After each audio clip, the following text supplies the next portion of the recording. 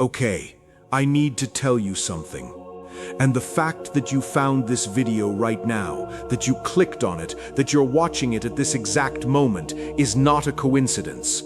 Something is stirring, something ancient, something that has been buried under centuries of religion, empire, and deliberate silence is beginning to surface. And I believe the people who are truly awake or trying to wake up are being drawn to this knowledge right now for a reason.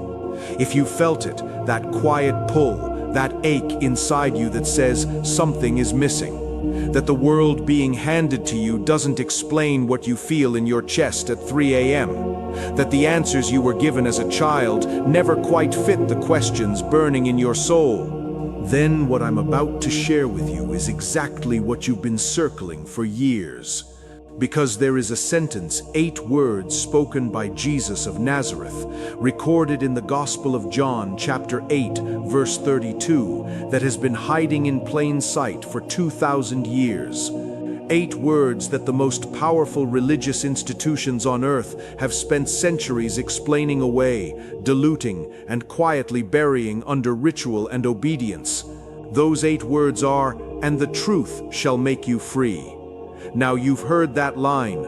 You've probably seen it on church walls, government buildings, university seals, motivational posters. But here is the question no one ever asks. What truth? Not the truth of good behavior, not the truth of following rules, not the truth that your pastor, your priest, your bishop told you. Jesus was speaking to a crowd of people who already believed in him, already followed him, already obeyed him. And yet he said, "You will know the truth, and the truth will set you free."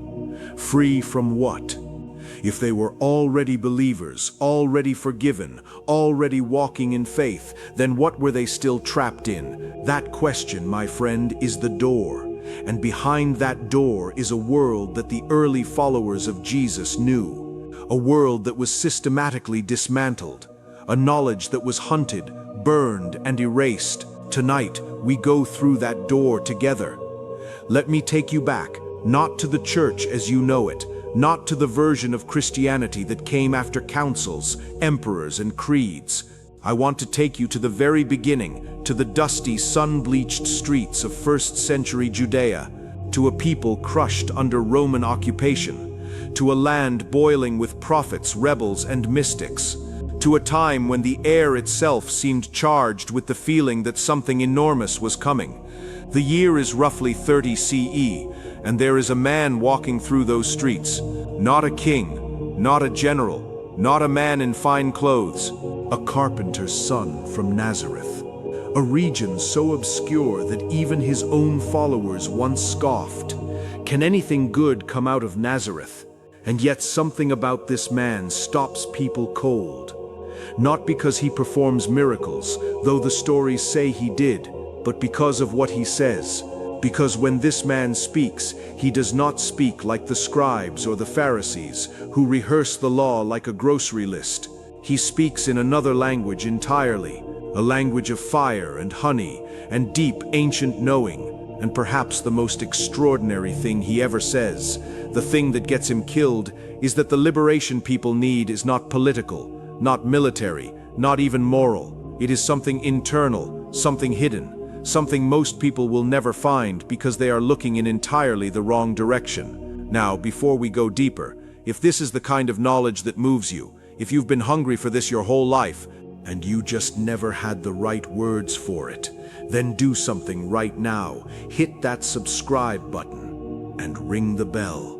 Because what we explore on the Gnostic Archive is not surface-level spirituality.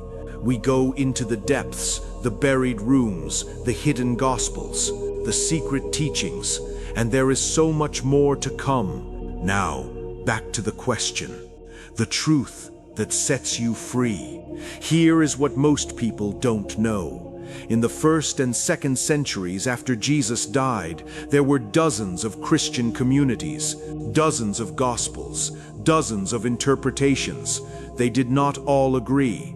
Some believed Jesus was primarily a social reformer.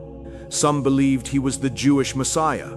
Some believed he was a divine cosmic being, a being of pure light who had descended from a higher realm to deliver something, not just salvation in the afterlife, but Gnosis, that word, Gnosis.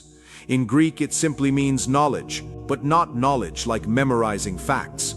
Not knowledge like studying a textbook. Gnosis is the direct experience of truth. It is the moment when you don't just hear something, you feel it resonate in your bones as if you already knew it all along. It is recognition, not learning. Gnosis is waking up, and the groups who followed this understanding of Jesus were called the Gnostics. They believed that Jesus came not to teach obedience, but to deliver a liberating secret about who you really are, about where you really came from, about the prison most of humanity is walking inside without even knowing it exists. Now here is where the story gets dangerous, because this is where the power began to choose sides. By the 4th century, a particular stream of Christianity had won the political battle. The Roman Emperor Constantine, in 313 CE, made Christianity the official religion of the most powerful empire on earth. But it was a Christianity scrubbed clean of its mysteries. A Christianity of obedience to authority, of salvation through the church, not through inner awakening, of heaven and hell, not liberation and gnosis. The Gnostic texts were declared heresy. They were hunted. Communities were destroyed. Libraries were burned. The bishops called these texts dangerous, deceptive, the work of demons. And for centuries we only knew about the Gnostics through the insults of their enemies. Until 1945, in a desert in Upper Egypt, near a cliff face called Jabal al-Tarif, a farmer named Muhammad Ali al-Saman was digging for fertilizer when his mattock struck something hard in the ground, a sealed clay jar. He almost didn't open it. Local superstition said sealed jars could contain demons, but he opened it, and inside was not a demon. Inside were 13 leather-bound papyrus codices wrapped in leather, sealed and buried, hidden by someone or a community of someones who were fleeing destruction, who could not bear for this knowledge to disappear from the world. Those codices are now known as the Nag Hammadi Library, and the world of biblical scholarship has never been the same, because inside those pages the Gnostics spoke for themselves, in their own words, for the first time in 16 centuries. And what did they say? They said the world you are living in is not what it appears to be. They taught something radical, something so subversive that empires needed to erase it. The world was not created by the highest God. The highest God, the true divine source, boundless, unknowable, pure light, did not create this material realm. Instead, the Gnostics spoke of a being called the Demiurge, a lesser, imperfect creator, a being of enormous power but limited wisdom, a being so self-absorbed that according to the Gnostic text called the Apocryphon of John, this Demiurge declared, "I am God and there is no other God beside me." And in that declaration of ignorance, he revealed his own blindness, because he did not know the depths. He did not know the realms above him. He created this world believing it was his alone. And in this world, human beings walk in a kind of fog, a forgetting. The Gnostics called it the sleep of ignorance. You are born into a body. You are given a name, a nationality, a religion. You are told who you are, what you're worth, what you should fear. You are handed a story about the world, and most people never question that story. They never wonder, who handed me this? Who benefits from my not questioning? Why does the voice of authority demand obedience rather than understanding? This, the Gnostics said, is the prison. Not a prison of bars and walls, a prison of the mind. A prison of false identity. And here is where Jesus returns to the story. In the Gospel of John, chapter 8, the full passage, Jesus is speaking, and he says something astonishing. He says, "You are of your father, the devil." Now pause. He is not speaking to criminals. He is not speaking to Roman soldiers or pagan priests. He is speaking to religious people, devout people, people who believed they were on God's side. And he tells them, "The God you are serving is not the Father I know." The Gnostics read this and understood it immediately. Jesus was not insulting them with metaphor. He was pointing at the deepest spiritual reality. The God of the world system, the God of power and control and fear and religious rule, is not the true source of being. And until you know the difference, you are not free. You are serving a God who keeps you small, afraid, and obedient. Now I want you to pause with me for a moment, because this is not abstract. Think about your own life. Think about the beliefs you carry about yourself, the voice that says you are not enough, the story that says you must earn love, the fear that says if you step too far outside the line, something will punish you. Where did those beliefs come from? Who put them there? Did you choose them? Or were they handed to you by a system, by parents who were handed it by their parents, by institutions designed to produce compliant, fearful, manageable people? The Gnostics would say that inner voice of limitation, that crushing weight of unworthiness, is the echo of the Demiurge in your mind. It is the architecture of a prison you did not build but were born into. And Gnosis, that deep, shattering recognition of your true nature, is the moment those walls begin to dissolve. Stay with me, because we are now entering the most sacred part of this teaching. And if you've ever felt the presence of something greater within you, a warmth, a knowing, a light that belongs to no religion and no priest, then what I'm about to say will feel like you've heard it before. The Gnostics taught that within every human being, buried beneath the fog of forgetting, there is a divine spark. They called it the pneuma, the spirit, the innermost self. And this spark is not created by the Demiurge. It is not of this world. It is a fragment of the true light, a splinter of the original divine source, placed inside a material body, not as a gift, but almost as a captive. You are, the Gnostics would say, a being of light who has forgotten what they are. And the entire machinery of the world system is designed to keep you asleep, to keep you distracted, to keep you feeding the system with your energy, your obedience, your fear. But the spark is still there. It has never been extinguished. And there are moments, quiet, unexpected moments, when it flickers, when you feel something so beautiful, it makes you ache. When you look at the night sky and the vastness feels familiar. When you are moved to tears by something you cannot explain. When in the stillness before sleep, something in you whispers, there is more than this. That is the spark. That is the pneuma. That is the divine calling to itself. And this is what the Gospel of Thomas, one of the Nag Hammadi texts, records Jesus saying, not in parables, not in metaphor, directly. The kingdom of heaven is within you, and it is outside you. When you come to know yourselves, then you will be known, and you will understand that you are children of the living Father. But if you do not know yourselves, then you dwell in poverty, and you are poverty. Poverty. Not the poverty of money or food, the poverty of not knowing who you are. This is the truth that sets you free. Not a list of rules, not a creed to recite, not a church to attend. The recognition of what you actually are. And if this is opening something in you right now, if this feels like more than a YouTube video, if it feels like a key turning in a lock you forgot you had, then please subscribe to the Gnostic Archive. Share this video with someone who is searching, someone who has been circling this truth without a map, because we are building something here, a community of genuine seekers, and the episodes ahead will go even deeper.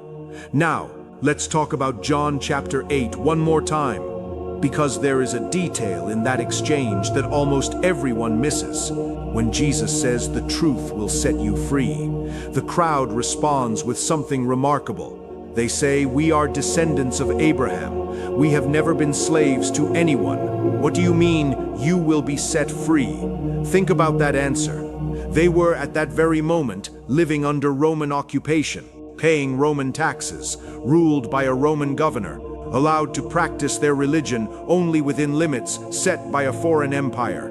And yet they said, "We have never been slaves to anyone," because they were speaking about something different. And Jesus responds, and this is the key: everyone who commits sin is a slave to sin. Now the word sin here in the original Greek, hamartia, does not mean moral wrongdoing in the way we typically think. It literally means to miss the mark, to be off-center, to be operating from a false understanding of who you are, to live as though you are only a body, only a name, only a role, when you are actually something vast and luminous and eternal. That is missing the mark. And when you live from that false identity, when you live in the fog of forgetting, you are enslaved to a story that was never true. The truth that sets you free is the truth that dissolves the false self, the truth that the person you were told you are is not the person you actually are. Now I want to go deeper into the Gnostic myths, because the Gnostics didn't just speak in theology, they told stories, rich, layered, cosmic stories, and the most important one is the story of Sophia. Sophia, in Gnostic tradition, means wisdom. She is one of the divine emanations from the true source, a being of light and knowing. But Sophia makes a mistake. She acts alone, without her partner. She creates or allows to come into being something imperfect, something shadowy and incomplete. And from that shadow comes the Demiurge, the world maker, the one who builds a realm of matter and forgetting. But here is the extraordinary thing. When the Demiurge creates human beings, Sophia breathes into them. She places her light within the clay. She gives humanity the very spark that will one day allow them to wake up and remember. This is not just a myth. This is a map of human consciousness. It is saying the same divine intelligence that existed before the world lives inside you right now. You didn't earn it. You didn't deserve it. You cannot lose it. It is your deepest nature. And every tradition that points toward genuine liberation, every mystic, every wisdom keeper, every genuine sage, has said the same thing in a different language. The Hindu tradition calls it Atman.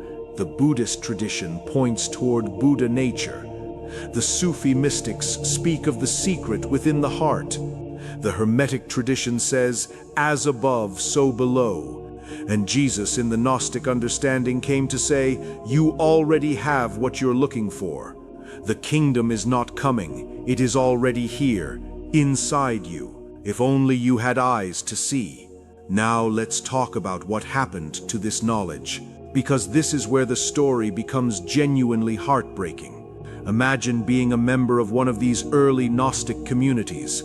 Imagine gathering at night, sharing sacred texts, speaking of the divine spark within, teaching each other to move beyond fear and rule and blind obedience into living contact with the true divine. And then imagine the knock on the door, the arrival of Bishop Irenaeus of Lyon, writing in the late 2nd century his great work, Against Heresies, a book that names and systematically dismantles every Gnostic teacher, every Gnostic community, every text that could lead someone to seek God within themselves rather than through the official church. Irenaeus understood something clearly. A person who believes that God lives inside them does not need a priest as a mediator. A person who can access divine truth directly cannot be controlled through exclusive access to that truth. Gnosis is inherently democratizing, inherently liberating, inherently dangerous to centralized religious authority. So it had to be stopped, and for 16 centuries it was, until Muhammad Ali al-Saman's mattock struck clay in the Egyptian desert, and the voices came flooding back. Here is what I want you to sit with. The most powerful institutions in history have not suppressed the idea that God exists. They have suppressed the idea that God exists within you. They have not erased the idea that truth exists. They have erased the idea that you are capable of finding it yourself. They have not denied that there is liberation. They have simply insisted that it passes through them. And what Jesus said, and what the Gnostics preserved and taught and died for, is that this is a lie, not a small lie, the foundational lie, the lie from which all other forms of spiritual captivity are built. You are not a sinner waiting to be saved. You are not a flawed creature begging for mercy. You are not someone who needs to earn the right to encounter the divine. You are the divine, asleep, dreaming. You are small, and the truth, that shattering, world-dissolving, liberating truth, is that you can wake up. Now I want to speak to the one watching this, who is in real pain. The one who came to this video not out of intellectual curiosity, but out of desperation. The one who has been trying to hold it together and feels like they are failing. The one who has followed the rules, the religious rules, the social rules, the rules of being good and quiet and obedient, and still feels empty, still feels trapped, still feels like something essential is missing from their life and they cannot name it. I want to speak directly to you. What you are feeling is not a malfunction. It is not depression, though it may feel like it. It is not sin, though you may have been told so. What you are feeling is the divine spark pressing against the walls of a cage it was never meant to live in. It is your truest self pushing against a false identity that no longer fits. That ache is not a sign that you are broken. It is a sign that you are beginning to wake up. And the teachers who told you that the answer was more obedience, more self-denial, more fear of punishment, they were wrong, not because they were evil, but because they were also asleep, passing on a sleep they had inherited. The truth that sets you free begins not in a church, not in a book, not even in this video. It begins in a moment of stillness where you stop performing yourself for the world and ask, for perhaps the first time, who am I when no one is watching? What is here before thought? What knows? There is a text from the Hammadi collection called the Gospel of Philip, and in it there is a line so quiet and devastating that I have turned it over in my mind 1,000 times. It says, "The truth did not come into the world naked, but it came in types and images." Read that again. The truth did not come naked. It came wrapped in stories, in parables, in figures, in metaphors, because the mind in its sleeping state cannot receive raw truth. The light would be too much. It would blind before it illuminated. And so the truth has always worn a costume, a burning bush, a voice in the wilderness, a carpenter from Nazareth speaking in riddles, a jar sealed in the desert for 16 centuries. The costume is not the truth, but the costume points to it. And the journey of genuine spiritual life, the life the Gnostics were teaching, the life Jesus was pointing toward, is the journey of learning to see through the costume to what is wearing it. Before we reach the end of this journey together, I want to ask you something. Are you subscribing? Because this is only the beginning. The Gnostic Archive exists for exactly this. To peel back the layers, to bring forward what was buried, to ask the questions that powerful institutions have spent centuries hoping you would never ask. Subscribe, turn on the bell, come back, because the next episode is going to go somewhere even the most seasoned seekers are not prepared for. Now, let us close. 2,000 years ago, in a dusty street in Jerusalem, a man looked at a crowd of religious people and told them something that got him killed. He told them they were slaves, not to Rome, not to poverty, not to anything outside them. Slaves to a version of themselves they had been handed by a system that needed their obedience more than it needed their freedom. And then he said, if the Son makes you free, if the truth makes you free, you will be free indeed. Not free in the way of political revolution, not free in the way of winning an argument, free in the way that a man waking from a nightmare is free. suddenly aware that the monster was not real, suddenly aware of the warmth of the room, suddenly aware that he is safe, that he was always safe, that the fear was the prison, and the seeing through the fear is the door. This is the secret the Gnostics kept at the cost of their lives. This is what was buried in the desert. This is what was declared heresy by those who needed you to remain afraid. Not the truth that you must try harder, not the truth that you are guilty, not the truth that God is a disapproving authority watching for your failures. The truth that you are made of the same substance as the original light. The truth that the divine source you have been searching for has never been outside you.